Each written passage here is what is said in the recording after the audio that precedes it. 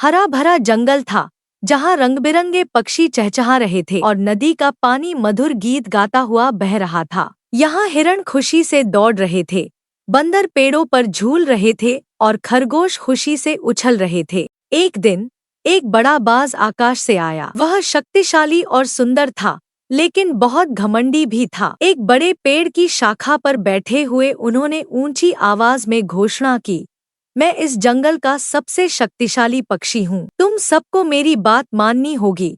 सभी पक्षी और जानवर आश्चर्यचकित होकर उसकी बातें सुनने लगे। छोटा तोता बहादुर था। वह सोचने लगा कि घमंडी बाज को सबक सिखाना जरूरी है। शेर, हाथी, बंदर और अन्य जानवर इकट्ठे हुए। सब लोग आपस में विचार विमर्श करने लगे कि इस घमंडी बाज को कैसे सबक सिखाया जाए। बंदर ने कहा, हमें कोई ऐसी तरकीब सोचनी होगी जिससे बाज शर्मिंदा हो जाए, लेकिन उसे कोई नुकसान न पहुंचे। अगले दिन बंदरों ने एक जाल तैयार किया और उसे एक ऊंचे पेड़ से बांध दिया।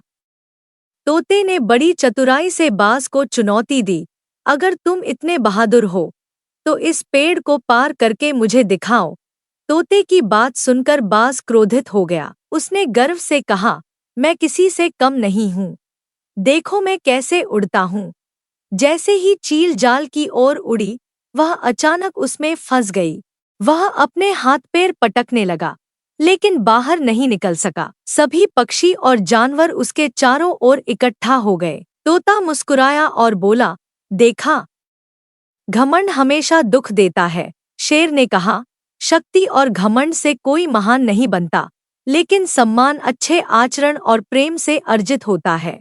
चील को अपनी गलती का एहसास हुआ।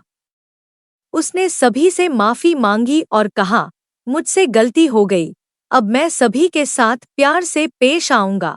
सभी जानवर खुश हो गए। उसके बाद जंगल में खुशियां लौट आईं। सभी पशु पक्षी मिलजुल कर रहने लगे और जंगल पहले जैसा सुंदर और शांत स्थान बन गया।